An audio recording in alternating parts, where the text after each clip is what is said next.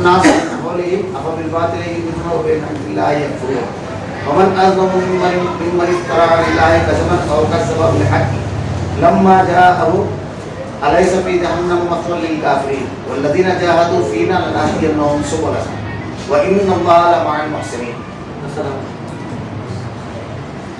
بس جب یہ لوگ کشتیوں میں سوار ہوتے ہیں تو اللہ تعالیٰ ہی کو پکارتے ہیں اس کے لیے عبادت کو خالص کر کے، پھر جب وہ انہیں خشکی کی طرف بچا لاتا ہے تو اسی وقت شرک کرنے لگتا ہے تاکہ ہماری دی ہوئی نعمتوں سے مکرتے رہیں اور برتتے رہیں. ابھی پتہ چل جائے گا. کیا یہ نہیں دیکھتے کہ ہم نے حرم کو باامن بنایا حالانکہ ان کے گرد گرد سے لوگ اچک لیے جاتے ہیں؟ کیا یہ باطل پر تو یقین رکھتے ہیں اور اللہ تعالیٰ کی نعمتوں پر ناشکری کرتے ہیں؟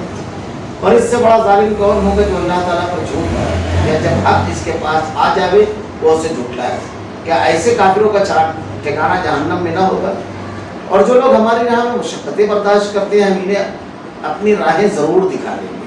یقیناً اللہ تعالیٰ نیکوکاروں کا ساتھی ہے. فَإِذَا رَكِبُوا فِي الْفُلْكِ دَعَوُا اللَّهَ مُخْلِصِينَ لَهُ الدِّينَ فَلَمَّا نَجَّاهُمْ إِلَى الْبَرِّ إِذَا هُمْ يُشْرِكُونَ. بس یہ لوگ جب کشتیوں میں سوار ہوتے ہیں تو اللہ تعالیٰ کو پکارتے ہیں. اس کے لیے عبادت کو خالص کرنا، پھر جب وہ انہیں خشکی کی طرف بچا لاتا ہے تو اسی وقت شروع کر گیا. اللہ رب العالمین نے ایک عقیدے کو یہاں پر نقل کیا. پہلی چیز تو یہ کہ اللہ کے نبی صلی اللہ علیہ وسلم جن لوگوں کے درمیان مبعوث کیے گئے مشرکین مکہ، ان کے بارے میں عموماً ہمارے یہاں برصغیر میں لوگوں کے دل میں یہ غلط فہمی پائی جاتی ہے کہ شرک اور کفر کا معاملہ دوسری اقوام کی طرح مکہ بھی تھا. بتوں کی پوجا کرنے کے ساتھ ساتھ وہ اللہ کو نہیں مانتے. جیسے بہت ساری قومیں شرک میں تو مبتلا ہے، لیکن ان کا شرک و کفر کے ساتھ ہے. یعنی اللہ کے وجود کو نہیں مانتے ہیں بلکہ بے شمار ایسے معبود ہیں باتیں جھوٹے بنا لیے. ایک قسم یہ ہے، اور ایک قسم یہ کہ اللہ کو ماننے کے ساتھ اللہ کو شریک کرنا. تو مشرکین مکہ جو تھے ان کا دعویٰ تھا کہ ہم حضرت ابراہیم علیہ السلام کی نسل سے اور تھے اور ہم حضرت ابراہیم علیہ السلام کے دین پر ہیں اور یہ اللہ کو مانتے تھے. تو اللہ رب العالمین نے قرآن مجید میں کئی مقامات پر ان سے سوالات کیے اور سوال کر کے پوچھتے تھے. اللہ نے سوال کیا کہ اللہ کے سوا کوئی ہے؟ زمین و آسمان کو پیدا کرنے والا، تمام چیزوں کے بارے میں. اور وہ ہر بات کے جواب میں کہتے تھے اللہ. حج کرتے تھے یہ لوگ، لیکن جب کعبۃ اللہ میں لبیک لبیک پکارتے تو اللہ کے ساتھ شریک بھی کر لیتے تھے. اور ان کا دعویٰ تھا ہم یہ جو ان کو پکارتے ہیں اس لیے نہیں کہ ان کو ہم معبود مانتے ہیں بلکہ اللہ کے مقرب بندے، اللہ کے قریب کر دیں گے ہم کو. لیکن ایک چیز اور تھی لوگوں کو، اور آج کے دور میں بھی وہ آپ کو ملے گا کہ جب لوگ پریشان ہوتے ایک دم تو خالص اللہ کو پکارتے. یہ فطرت ہے. اللہ رب العالمین نے، اللہ کے نبی صلی اللہ علیہ وسلم نے ارشاد فرمایا کہ اللہ نے ہر شخص کو فطرت پر پیدا کیا. فطرت اسلام ہے. وہ بڑا ہوتا ہے جب اس کے والدین نصرانی یا یہودی بنا دیتے ہیں یا مجوسی بنا دیتے ہیں اس کو، ورنہ فطرت اسلام ہے. اسی لیے آدمی انتہائی تکلیف اور اذیت میں جب ہوتا ہے تو اس کی نگاہیں آسمان کی طرف ہوتی ہے. کسی بھی مذہب کا ماننے والا، کسی بھی عقیدے اور فطرت کا ماننے والا، اور اس کے سوا کوئی یاد نہیں آتا. تو مشرکین مکہ کا معاملہ یہ تھا کہ کشتی میں جب یہ لوگ سفر کرتے اور کشتی جب گرداب میں، طوفان میں، لہروں میں گر جاتی اور بڑی بڑی لہریں اٹھنے لگتی اور ڈر پیدا ہو جاتا کہ شاید ہلاک نہ ہو جائے، تو جب یہ دعا کے لیے ہاتھ اٹھاتے تھے تو آپس میں ایک دوسرے سے کہا کرتے تھے کہ یہاں پر اکیلے اللہ کو پکارو، سارے معبودان باطل کو چھوڑ دو کیونکہ وہی بچانے والا ہے. یہ جملہ نہیں کہتے تھے مگر یہ کہتے تھے کہ سب کو چھوڑ دو، صرف ایک اللہ کو اکیلے خالص کر کے اللہ کو پکارو. خالص. حضرت اکرمہ رضی اللہ عنہ، ابو جہل جو اس امت کا فرعون تھا اس کے لڑکے تھے. اللہ رب العالمین نے ان کو ہدایت دی اور بڑی زبردست قربانی ہے ان کی. اسلام کا پہلا جانثار دستہ انہوں نے ہی بنایا، پہلا جانثار دستہ. تو یہ حضرت اکرمہ رضی اللہ عنہ ان لوگوں میں سے تھے جن کے بارے میں اللہ کے نبی نے ارشاد فرمایا فتح مکہ کے وقت کو کہ اگر یہ غلاف کعبہ میں بھی لپٹے ہوئے ہو تو ان کو پکڑ کر لانا پڑتا. ان کے جرائم اتنے سنگین تھے. فتح مکہ کے وقت اللہ کے نبی صلی اللہ علیہ وسلم کہتے تھے کہ جنگ نہ ہو, قتال نہ ہو, مقابلہ نہ ہو, اسی لیے آپ نے حکمتیں اختیار کی. لیکن اس کے باوجود کچھ نوجوانوں کو لے کر انہوں نے زیری مکہ کا جو علاقہ تھا حضرت خالد بن ولید رضی اللہ تعالیٰ عنہ کی طرف سے آپ کو داخل ہونے کا حکم دیا تھا اللہ کے نبی صلی اللہ علیہ وسلم نے, وہاں پر حملہ کیا. تو ان کے بارے میں قتل کا حکم تھا. یہ مکہ سے نکل گئے, راستے میں ایک جگہ کشتی کا سفر ہوا. کشتی جب گرداب میں آئی, جب طوفان میں گھری, جب موجیں بڑی بڑی اچھلنے لگی, تو اللہ کہتا ہے, سوار لوگ کہتے ہیں کہ دیکھو اکیلے اللہ کو پکارو, یہاں پر وہی بچانے والا ہے, وہی بچائے گا. تو انہوں نے کہا کہ خشکی تری میں جب اللہ بچائے گا, دریا میں, سمندر میں, تو خشکی میں بھی وہی اللہ بچائے گا. اگر میں بچ گیا اس میں تو محمد رسول اللہ صلی اللہ علیہ وسلم کا پیغام تو یہی ہے, آپ نے یہی تو دعوت دی ہے, وہ اس کو قبول کر دیں. اب اللہ نے ان کی حفاظت دی ہے اور ان کی اہلیہ سفر کر کے امن کا پروانہ ان کا لے کر کے ان کے پاس پہنچی اور ان کے سامنے یہ پوری چیز رکھی اور انہوں نے پھر اسلام بھی قبول کر لیا.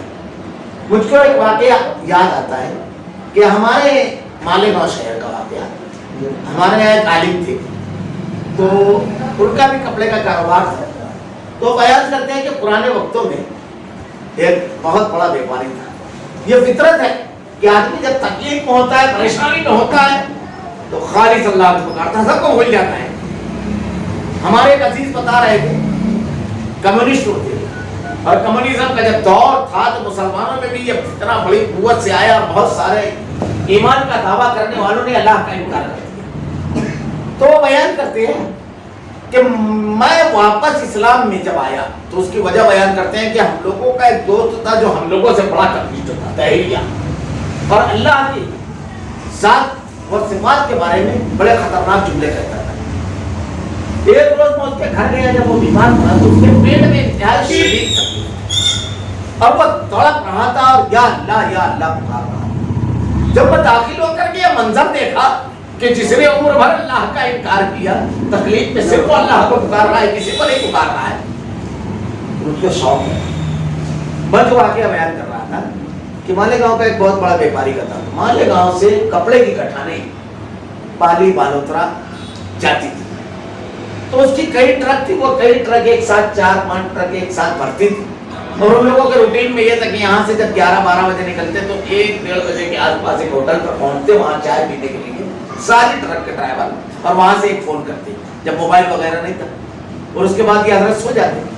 پھر صبح 8-9 کے آس پاس وہ کسی ایک ہوٹل پر رکتے تھے ناشتے وغیرہ کے لیے, تو وہاں سے بتاتے کہ ہم لوگ خیریت سے یہاں پر ہیں. پھر اس سے آگے ایک جگہ جاتے دوپہر کے وقت تو 2-2:30 بجے کے آس پاس وہاں سے فون کرتے, یہ روٹین تھا. اور پھر سمجھ لیجیے کہ رات کے آس پاس وہ لوگ پہنچ جاتے تھے وہاں. اب یہاں سے یہ گاڑیاں نکلی, رات ہو گئی, 11 بج گیا, 12 بج گیا, 1 بج گیا, 2 بج گیا, لیکن کوئی فون نہیں. یہ سوچے کوئی وجہ ہو گئی ہے, کوئی سوچے. صبح اٹھے, اب صبح معمول کے مطابق 8-9 بجے فون آنا تھا, لیکن کوئی فون نہیں. دونوں ہوٹلوں پر رابطہ کیا, رات میں جس ہوٹل سے فون آتا تھا, صبح جس ہوٹل سے, تو دونوں جگہ کہا گیا کہ بھائی گاڑیاں تو آپ کی آئی نہیں. اب یہ پریشان ہونا شروع ہوئے, پریشر بڑھنا شروع ہوا, ساری گاڑیاں لاپتہ, کوئی رابطہ نہیں. دوپہر ہو گئی. اب دوپہر میں جس ہوٹل پر رکتے تھے وہاں فون کیا, وہاں بھی یہی خبر آئی, یہی اطلاع آئی. شام ہو گئی, یہ اتنا پریشان, سب جگہ فون کر کر کے اتنا پریشان. رات میں کہیں جا کر کے 8-9 بجے کے آس پاس فون آیا پہلی ہوٹل میں سے کہ ہم لوگ وہاں پر. تو انہوں نے وجہ پوچھی تو بتایا کہ کوئی گاڑی میں بڑا کام نکل گیا تھا, اور اس گاڑی کو مقام اچھا نہیں تھا, اس لیے اکیلے چھوڑنا مناسب نہیں تھا. تو یہ پورا واقعہ بتاتے ہوئے وہ مولانا کو بولتے ہیں, بہت بڑا بیپاری تھا. مولانا کو کہتے ہیں کہ مولانا یہ رات بھر اور پورا دن بھر میں صرف اوپر والے کو یاد کرتا رہا کہ میرے مال کی حفاظت کرو بس. تو گادی پر بیٹھے ہوئے تھے, کہا تکیہ لگا کر کے. تو مولانا نے پوچھا یہ تم کو 24 گھنٹہ جس کو چراغ جلاتے ہو, یہ یاد آیا تھا کیا؟ تھوڑی دیر وہ خاموش رہے, اور اس کے بعد بولے واقعی یہ یاد ہی نہیں ہے. یہ فطرت ہے آدمی کی, جب وہ تکلیف میں پریشانی میں ہوتا ہے تو سب بھول جاتا ہے. اسی لیے کیا جملہ کہتا ہے, وہ بچائے گا. یہ فطرت ہے آدمی کی, اور اسی سے یہ بھی سمجھ لو الرحمن علی العرش استوى، رحمان عرش پر مستوی ہے، اسی لیے ادھر ادھر نہیں دیکھتا ہے، ادھر اوپر کی طرف جو سر اٹھاتا ہے آدمی، تو اللہ رب العالمین نے اسی فطرت کی طرف کہا کہ بس یہ جب لوگ کشتی میں سوار ہوتے ہیں تو اللہ تعالیٰ ہی کو پکارتے ہیں، اور ایک جملہ اسی کے لیے عبادت کو خالص کر کے، یعنی پکارنا عبادت ہے، یہ اس کے دلیل بھی آ گئی، کیونکہ کشتی میں جب پریشان ہوگا آدمی تو پکارے گا تو دعا مانگے گا، تو دعا مانگنا عبادت ہے۔ اللہ کے نبی نے ارشاد فرمایا الدعاء هو العبادہ، دعا عبادت ہے۔ تو اگر آدمی اللہ کے علاوہ کسی اور کو پکارتا ہے تو کھلا ہوا شرک ہو گیا، کیونکہ دعا جب عبادت ہے، پکارنا جب عبادت ہے، تو غیر اللہ کو پکارنا بالکل واضح طور پر شرک ہے، واضح طور پر، کیونکہ یہ صرف اکیلے اللہ کا ہے۔ اسی لیے اللہ تعالیٰ نے کہا فَلَا تَدْعُوا مَعَ اللَّهِ أَحَدًا، اللہ کو بالکل اکیلا کر کے، بالکل اکیلا، کسی کے ساتھ اس کو نہیں پکارنا ہے۔ اللہ کے نبی صلی اللہ علیہ وسلم کے سامنے ایک مرتبہ کسی نے کہا کہ اللہ کے رسول جو آپ چاہیں اور اللہ چاہے، آپ نے ارشاد فرمایا اجعلتنی للہ ندا، تو نے مجھ کو اللہ کے برابر کر دیا، یہ کہے کہ جو اکیلا اللہ چاہے۔ اسی لیے ہر چیز کی دعا اللہ کے نبی صلی اللہ علیہ وسلم نے بتائی ہے، لیکن کہیں اللہ کے ساتھ کسی اور کا وسیلہ، کسی اور کے ساتھ پکارنا، یہ آپ نہیں پڑھیں گے۔ 700 سے زائد دعائیں ہیں۔ انبیاء کرام جب مصیبتوں میں گرفتار ہوئے تو کیا کسی نبی نے قرآن پڑھیے؟ حضرت آدم علیہ السلام جب جنت سے نکالے گئے تو آپ نے جب دعا مانگی کسی کے وسیلے سے مانگی، ربنا ظلمنا انفسنا وان لم تغفر لنا وترحمنا لنکونن من الخاسرین۔ حضرت ابراہیم علیہ السلام کو جب آگ میں ڈالا گیا، حسبنا اللہ ونعم الوکیل، میرے لیے میرا اللہ کافی ہے۔ حضرت موسیٰ علیہ السلام 600 کلومیٹر کا سفر طے کر کے جب پہنچے مدین، تو کہتے ہیں ربی انی لما انزلت الی من خیر فقیر، کسی کا وسیلہ لگایا۔ حضرت ایوب علیہ السلام 18 سال بیمار رہے اور آپ نے کہا ربی انی مسنی الضر وانت ارحم الراحمین۔ حضرت ابراہیم موسیٰ علیہ السلام فرعون کے دربار میں جانے لگتے ہیں تو کہتے ہیں رب اشرح لی صدری ویسر لی امری واحلل عقدۃ من لسانی یفقهوا قولی۔ یہ اللہ نے جو دعائیں بتائی ہیں انبیاء کرام کی، انبیاء اسوہ اور نمونہ ہوتے ہیں اپنی قوم کے لیے، تو یہ بتایا کہ جب بندہ مومن اللہ سے جب مانگنے کے لیے اپنی زبان کو کھولے، اپنے دلوں کو لگائے، تو اکیلا خالص کسی اور کا وسیلہ ہو جانا ہے۔ اور یہ تمام انبیاء کرام کا طریقہ ہے اور ہر نبی کا دین ایک ہے، اور یہی محمد رسول اللہ صلی اللہ علیہ وسلم کی تعلیم ہے کہ آپ نے کہا کہ اگر جوتے کا تسمہ بھی ٹوٹے تو اللہ سے، یعنی چھوٹی سے چھوٹی چیز اور بڑی سے بڑی چیز بچانے والی ذات، دینے والی ذات، تو عبادت ہے۔ یہ عبادت میں کسی اور کو شریک کرنا یہ تو شرک ہے، لیکن کسی اور کو پکارنا یہ تو کھلا ہوا اللہ کا انکار ہو گیا۔ اللہ کو چھوڑ کر ہم دوسروں کو پکار رہے، کون ہے جو تمہاری مدد کو پہنچتا ہے؟ بس اسی لیے اللہ تعالیٰ نے کہا پھر جب انہیں خشکی کی طرف بچا لاتا ہے تو اسی وقت شرک ہوتا ہے۔ جیسے خشکی کی طرف لے کر آتے ہیں مصیبت اور تکلیف سے نکلے بس بھول جاتے ہیں، پھر اس کے بعد کیا کرتے ہیں؟ فوراً ان کو پکارنے لگتے ہیں، شرک کرتے ہیں، تاکہ ہماری دین کی نعمتوں سے کرتے رہے اور بڑھتے رہے۔ اور ابھی ابھی پتہ چل جائے گا کہ اللہ رب العالمین کی نعمت جو اللہ رب العالمین انعام کرتا ہے بندوں کے اوپر، ساری نعمتوں کا انکار ہے۔ میں اکثر کہا کرتا ہوں اور اس کی دلیل قرآن و حدیث میں کتنا بڑا منکر ہوتا ہے کافر۔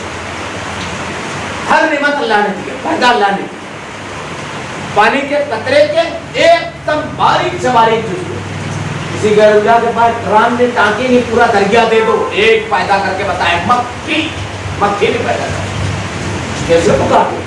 تمہارے وجود کو اس نے پیدا کیا، جو ان سے مانگ رہے ان کو خود اس نے پیدا کیا، اور جب پیدا ہوئے تو اپنا پاخانہ اور پیشاب کے ساتھ کرنے لائے، ایک ایسا پیریڈ ان کے اوپر گزرا، اور صرف ایک بار نہیں، جب روح قبض ہوئی تو خود کے کپڑے بھی اتارنے کے لائق نہیں تھے، دوسروں نے کپڑا اتایا اور دوسروں نے نہلایا دھلایا اور کپڑا پہنایا، جو اتنے مجبور آئے جب اور گئے جب، تو ان کے آنے سے پہلے بھی اللہ کی تمام نعمتیں دنیا میں موجود تھی، تمام انسانوں کو وہ نعمتیں مل رہی تھی، اولاد کی نعمت، صحت کی نعمت، روزی کی نعمت، عزت کی نعمت، ان کے جانے کے بعد بھی وہ تمام چیزیں جاری اور ساری ہے۔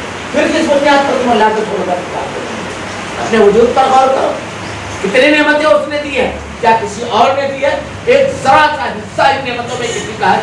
یہ انکار کرنے والے ناشکرے اللہ رب العالمین کہتا ہے ہماری دینی نعمتوں سے مکرتے رہے اور برتتے رہے. یہ نعمت کہ جب کوئی تکلیف پہنچتی ہے تو اللہ ہی کی مدد آتی ہے. ابھی ابھی پتہ چل جائے گا.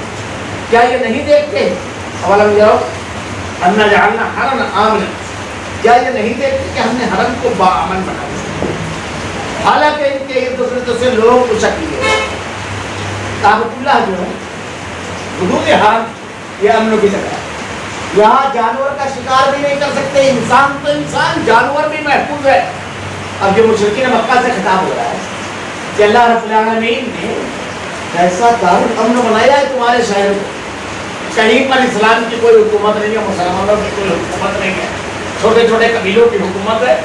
لیکن اس کے حد کے اندر آنے کے بعد کوئی قبیلہ جنگ کی طرف نہیں جاتا ہے. لوٹ مار، چور چکا یہ سب کوئی نہیں کرتا ہے. اللہ کے قانون کو اللہ نے نافذ کیا، کیسے لوگوں نے قبول کیا.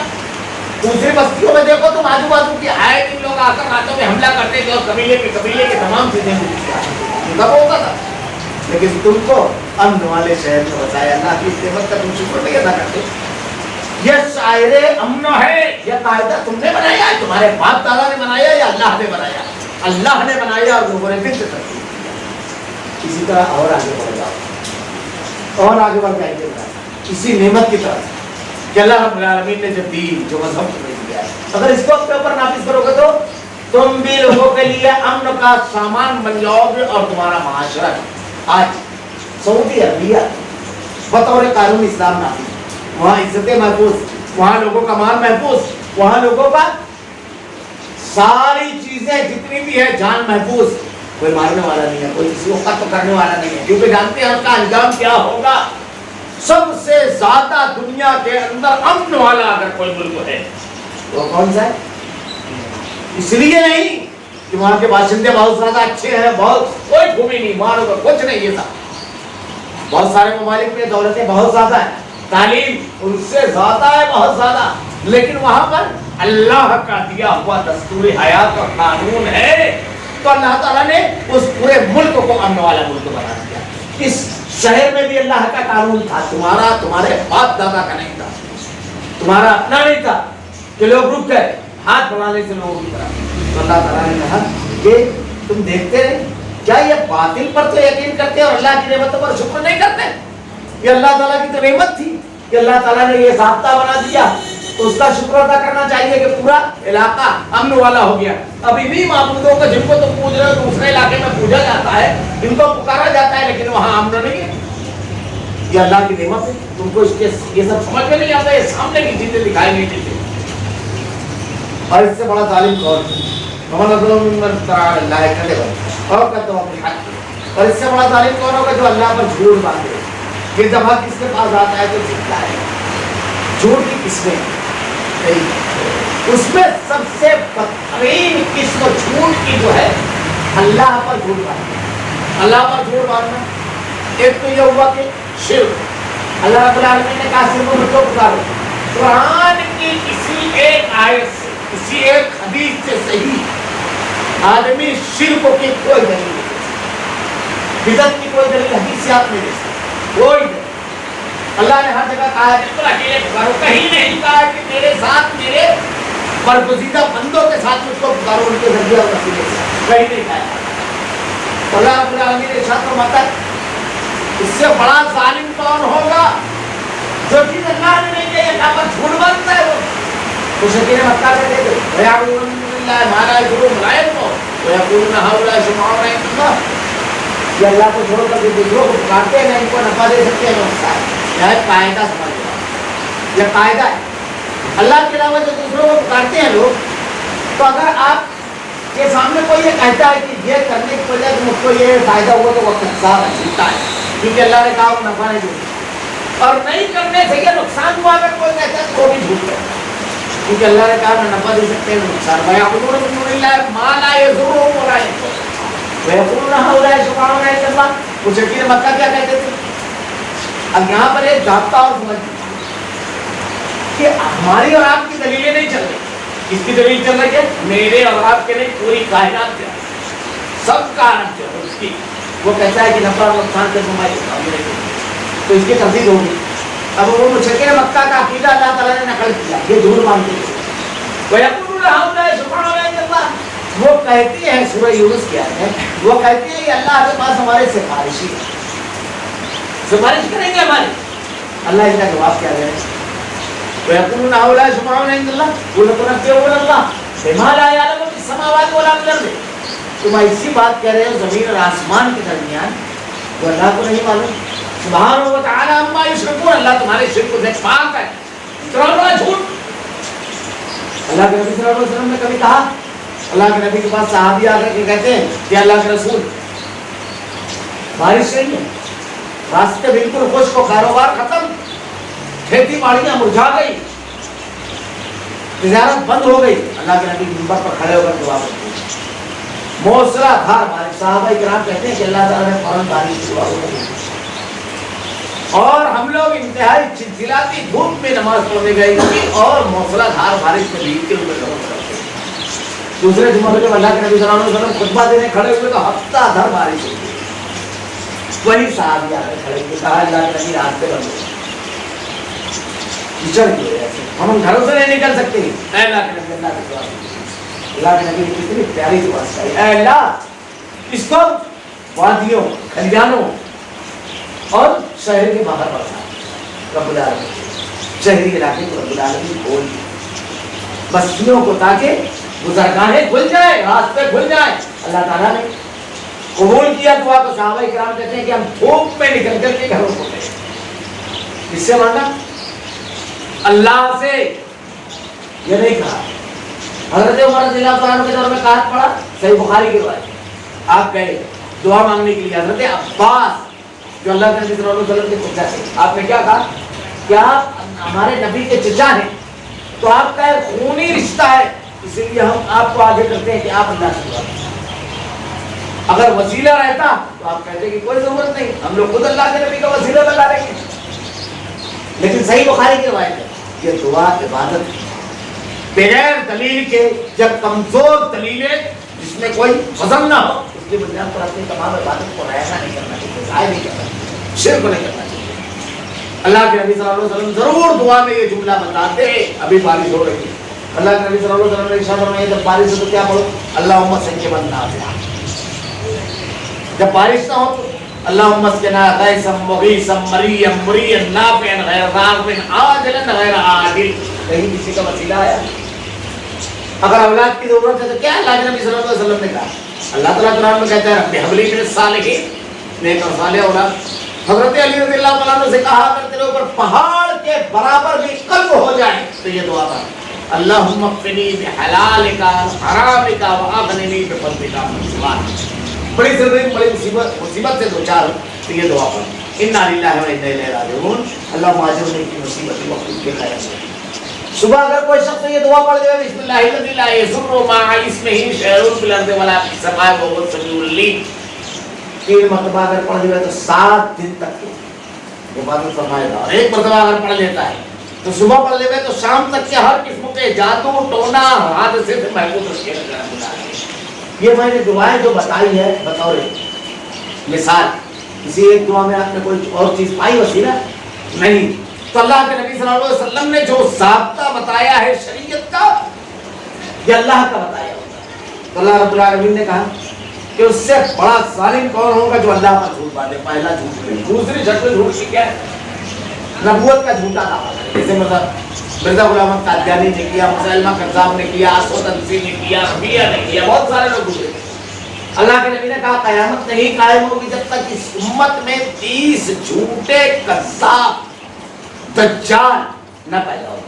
یہ نبوت کا جھوٹا دعویٰ کرنے والے اللہ نے ان کی طرف کوئی نہیں نازل کی اور وہ کہتے ہیں کہ اللہ تعالیٰ نے مجھ کو بنا. یہ جھوٹ ہے. یہ صرف محمد رسول اللہ صلی اللہ علیہ وسلم جو پر اللہ نے نازل کی اور ختم ہو گیا. یہاں نبوت کا سلسلہ. اب قیامت تک کے کوئی نبی نہیں آئے گا. اب یہ کتاب ہدایت جو اللہ نے نازل کی ہے، جو شریعت نازل کی ہے، اسی پر عمل کرنے پر کامیابی ہے. مرزا غلام احمد قادیانی جھوٹا نبی، نبوت کا جھوٹا دعویٰ کیا. ایک چھوٹا سا صرف واقعہ دلچسپ ہوتا ہے. شاہ طاولہ بخاری ان کے والد بھی اس سے متاثر ہوئے. جھوٹا نبی تھا اور انہوں نے اپنے والد کی سمجھایا اور اس کے بعد ایک حکمت استعمال کی کہ مرزا احمد قادیانی اپنا دربار لگاتا تھا اور بیٹھتا دفتر قادیانی، تو اور وہیں ایک میراث بھی بنا کر رکھا تھا، کیونکہ وہ جو روایت ہے کہ اللہ کے نبی صلی اللہ علیہ وسلم نے ارشاد فرمایا حضرت عیسیٰ علیہ السلام اتریں گے آسمان سے دمشق کے شرقی میناروں پر، تو وہ اس کی دلیل کے طور پر، کیونکہ یہ اپنے آپ کو مہدی بھی کہتا تھا، یسوع مسیح بھی کہتا تھا، کئی دعوے اس کے دعووں میں بہت تضاد ہے، تو شاہ اللہ بخاری گئے اور کہا کہ رات میں جبرائیل میرے پاس آئے اور کہا کہ میں نے تیری نبوت ختم، تو مرزا احمد قادیانی کہتا ہے ایسا تو کچھ جبرائیل آ کر مجھ کو نہیں بولے، تو بولے تیری نبوت ختم تو بولیں گے کیوں آ کر، میرے پاس آ کے بول دیے نا، اب پریشان۔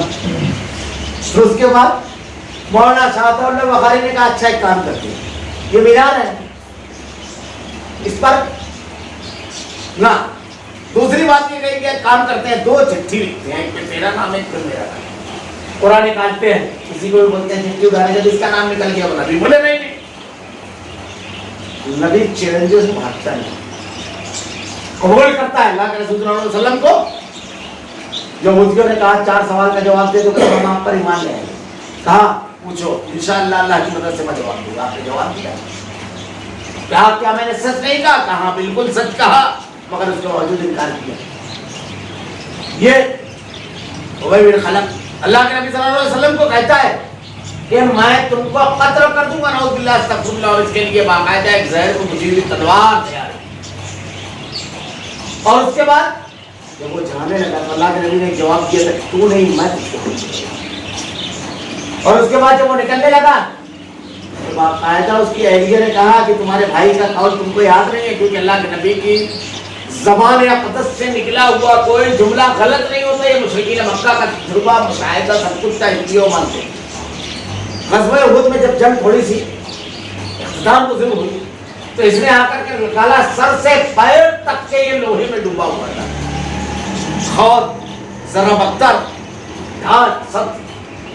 اللہ کے نبی صلی اللہ علیہ وسلم کے پاس ایک چھوٹا نکلا تھا، صحابہ اکرام نے کہا رک جائیے اللہ کے رسول، یا آپ کو للکار ہے ہماری موجودگی میں ہمارے جسموں میں خون گردش کرتا رہے، سانسیں چلتی رہے، یہ ممکن نہیں ہے کہ آپ کی طرف کوئی نظر ہے غلط بھی اٹھا کر دیتے، اور اپنی جانوں اور مالوں سب کو قربان کر دے، روایت سے جانی تھا۔ اللہ کے نبی صلی اللہ علیہ وسلم نے کہا ہٹ جاؤ، اس نے مجھ پر کہا، آپ نے نیزہ جب حرکت کیا تو صحابہ کرام اس طرح دور ہوئے جیسے مکھیاں اڑ جاتی ہے، ایسے دور ہوئے، اور اس کے بعد اسی کا نیزہ پکڑ کر کے جب آپ نے ہم اس کے اوپر جب آپ نے اس کے اوپر وار کیا تو گردن کا حصہ باریک سا کھلا ہوا تھا، بس وہیں نیزے کی معمولی سی نمی، یعنی معمولی سے نوک ایسے خراش کی طرح ایسی خراش جس میں معمولی سے خون نکل کر کے لال پڑ جاتا ہے، وہ یہ بھاگا، سمجھ لیا کہ موت، پہلا حملہ ہو گیا کامیاب تو موت یقینی ہے، بھاگا۔ واپسی میں اتنا چیخ رہا تھا، اتنا چلا رہا تھا سور کی جلن کی وجہ سے، مشرکین مکہ نے جب اس کے زخم کو دیکھا تو کہا یہ تو وہ زخم ہے جس پر ہمارے بچے کھیلنا نہیں چھوڑتے، یعنی ایسا زخم لگ جائے تو ان کا کھیل بھی نہیں چھوٹتا ہے، اس پر چیخ رہا ہے۔ کہا لوگوں اگر یہ پوری وادی کے لوگوں کے درمیان تقسیم ہو جائے تو سب کی موت ہو، جہنم کی سوزش تھی اس کو، یہ نبی کیا ہاتھ چلا تو نبی آتا ہے، لیکن یہ کذاب جھوٹا ایک عورت قدسیہ بیگم کے بارے میں کہتا ہے اس کا نکاح میرے آسمان میرے ساتھ آسمان کو محمد ہی مر گیا، اس کے نکاح میں نہیں۔ ایک آدمی نے دوسرے سے علماء کرام نے اس کا نکاح کروایا، جب اس کا نکاح ہو گیا محمدی بیگم کا تو یہ کہتا ہے کہ کچھ دن بعد اس کا شوہر مر جائے گا، مرا ہی نہیں، یہ مر گیا قذاب۔ کہا تعاون زلزلہ آئے گا قادیان کے علاقے میں، ٹینٹ لگا کر کے شہر چھوڑ کر کے میدان میں رہنے لگا، زلزلہ دوسری طرف آیا ادھر آگے، جو بولتا تھا جھوٹ ثابت ہوتا تھا، مسلمہ قذاب۔ یہ اللہ تعالیٰ کی ایک مدد ہوتی ہے نبی، جھوٹے نبی کا کس اللہ حوالے کرتا ہے، جھوٹ اور سچے کی صداقت۔ اگلی آیت جو ہے سورہ روم، پہلی آیت میں انشاءاللہ یہی بحث رہے گی تفصیل سے۔ خیر، تو کیا ہوا، مسلمہ قذاب کے پاس ایک مرتبہ آئے کچھ لوگ، واقعہ ہوا کہ اللہ کے نبی کے پاس کچھ لوگ آئے، ہوا تھا اس میں بہت دعا پڑی، کیا اللہ کے نبی ذرا سا اللہ سے دعا کیجیے رب العالمین اس میں برکت دے دے، پانی دے دے تاکہ تمام لوگوں کے لیے کافی ہو جائے، بہت تکلیف ہے۔ اللہ کے نبی نے ایک برتن منگایا، اس میں آپ نے اس میں تھوڑا سا پانی لیا اور اس کے بعد اللہ سے دعا کی رب العالمین سے، اور پھر اللہ تعالیٰ کی مدد سے آپ نے برتن کا پانی جب کنویں میں ڈالا تو صحابہ کرام کہتے ہیں کہ ہم لوگ کھڑے تھے اور پانی باقاعدہ نکل کر کے کنویں کا بالکل اتنا قریب تک آ گیا کہ اپنے ہاتھ سے نکال لیتے ڈول کی ضرورت نہیں، اتنا پانی اللہ نے اتنی برکت دی۔ مسیلمہ کذاب کو معلوم پڑا اس کے ماننے والوں کو، تو انہوں نے کہا کہ آپ بھی ایسے ہی کوئی معجزہ کر دو۔ اب ایک کنواں تھا، اس میں تھوڑا سا پانی تھا، وہاں لے کر گئے، یہ پانی منگایا، پانی میں ہاتھ منہ دھویا، اس میں کلی کیا اور وہ پانی کو ڈالا، جتنا پانی تھا وہ بھی پورا تو پورا لایا، جگہ پر پورا کنواں ہو گیا۔ تو اس کا قسم اللہ نے واضح کیا۔ تو ایسے بے شمار دلیلیں، تو جھوٹ کی ایک دوسری قسم یہ ہے جو اللہ پر مانا جاتا ہے، اس سے بڑا ظالم کون ہوگا جو اللہ پر جھوٹ باندھے، یا جب حق اس کے پاس آ جائے وہ اسے دکھ جائے۔ اب یہ ہوا بہت سارے قسمیں اللہ پر جھوٹ باندھنے کی۔ ایک تو یہ کہ حلال و حرام کا اختیار اللہ کو ہے، کسی چیز کو اگر اللہ تعالیٰ نے حلال کیا ہے تو آپ اس کو حرام نہیں کہہ سکتے، اور حرام کیا ہے تو حلال نہیں۔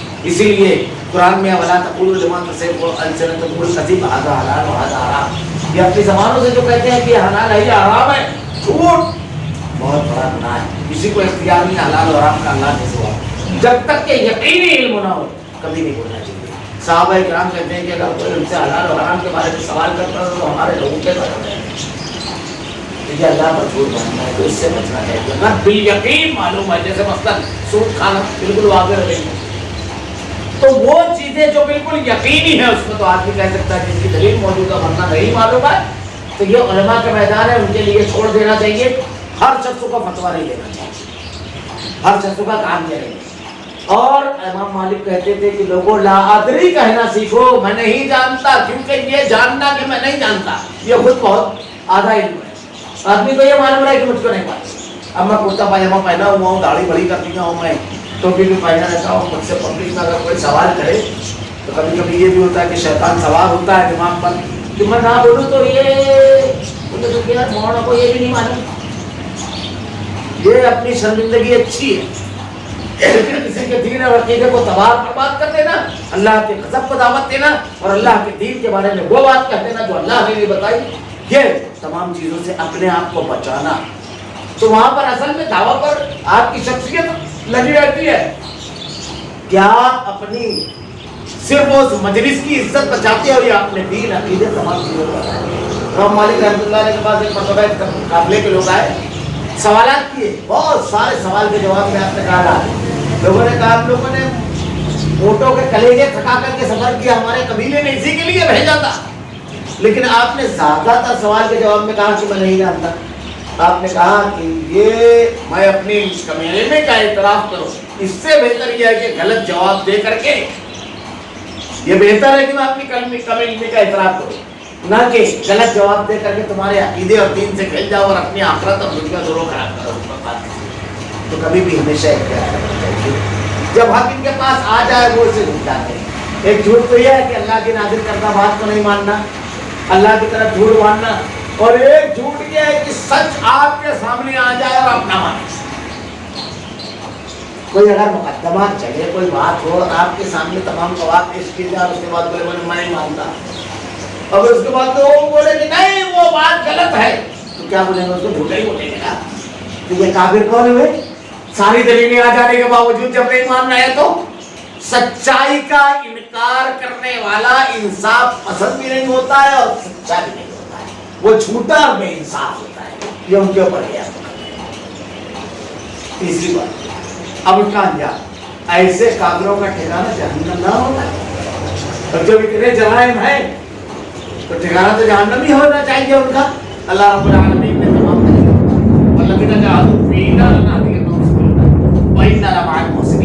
جو لوگ ہمارے یہاں میں مشقتیں برداشت کرتے ہیں، جہادو کوشش، جو بھی حق پر عمل کرنے، دین پر عمل کرنے کے لیے آدمی کرتا ہے، چاہے جو کوشش ہو، یہ بات یاد رکھنا چاہیے، چاہے جو کوشش کرتا ہے، یہ بہت بڑی چیز ہے۔ یعنی کبھی صحیح بات بولتا ہے، اگر غلط بات بول دے گا تو نقصان نہیں ہوگا، لیکن بڑا چیز ہے، دین پر عمل کرتا ہے، ہمیشہ حق پر قائم رہتا ہے اور صحیح راستے پر چلنے کے لیے کوشش کرتا رہتا ہے، تو اللہ تعالیٰ ان کے لیے راہ کھول دیتا ہے، تحقیق کرتا ہے تو اللہ تعالیٰ اس کو ہدایت کرتا ہے۔ اللہ نے کہا والذین جاہدوا، جو لوگ ہماری راہ میں کوشش کریں گے ہم انہیں ضرور راستہ دکھائیں گے. تو اللہ تعالیٰ اس کی راہیں کھول دیتا ہے. تو ہمارا کام ہے کوشش کرنا نیکی کے لیے، ہدایت کے لیے، صراط مستقیم پر چلنے کے لیے کوشش کرنا ہمارا کام ہے. جب ہم کوشش کریں گے تو اللہ کا وعدہ بالکل سچا ہے. کیا اللہ تعالیٰ راہیں کھولنے کا راستہ بند نہیں ہوتا ہے. کبھی کبھی آدمی سوچتا ہے یہ کاروبار چھوڑ دوں مطلب کیا ہے، اللہ کا دوسرا کاروبار بتا ہے. اللہ تعالیٰ نے کہا یقیناً اللہ تعالیٰ نیکوکار کا ساتھی ہے. نیک لوگوں کا ثابت قدم جو رہتے ہیں، نیکی پہ جمے رہتے ہیں، اس کا ساتھی ہے. یہ کیوں کہا جا رہا ہے کہ کبھی کبھی مصیبت ہوتی ہے، تکلیف ہوتی ہے، مشقت ہوتی ہے تو آدمی کا حوصلہ ٹوٹنے لگتا ہے، لیکن اللہ یقین دلا رہا ہے کہ اللہ تمہارا ساتھی ہے. یہ چند دن آزمائش کے گزر جائیں گے، اس کے بعد اللہ کی مدد بہرحال یقینی طور پر آنا ہے. اللہ رب العالمین سے دعا ہے رب العالمین خالص تیری عبادت کرنے کی توفیق نصیب فرما رب العالمین. الہ العالمین خالص توحید کے رب العالمین. اے اللہ تیری دی ہوئی نعمتوں کا شکر ادا کرنے اور تیرا ہی کرم احسان اور انعام تسلیم کرنے کی توفیق دے. الہ العالمین اے اللہ ناشکری سے اے اللہ ایسی باتیں جانے انجانے میں نکلوانے سے محفوظ رکھ رب العالمین کے تم پر جھوٹ اور کو ناراض کرنے والے اللہ تیرے راستے میں کوشش کرنے والا ذہن و دماغ جسم اور عقل دے رب العالمین. الہ العالمین اس کے بعد ہم پر تو اپنے وعدے کے مطابق انعام کر رب العالمین. اللہ تیرے کلام کی آیتیں اور تیرے نبی کی حدیث کو ہمارا کردار و عمل بنا دے. ہمارا خاتمہ ایمان پر فرما. ربنا لا تزغ قلوبنا بعد إذ هديتنا وهب لنا من لدنك رحمة إنك أنت الوهاب. سبحانك اللهم وبحمدك أشهد أن لا إله إلا أنت أستغفرك وأتوب إليك.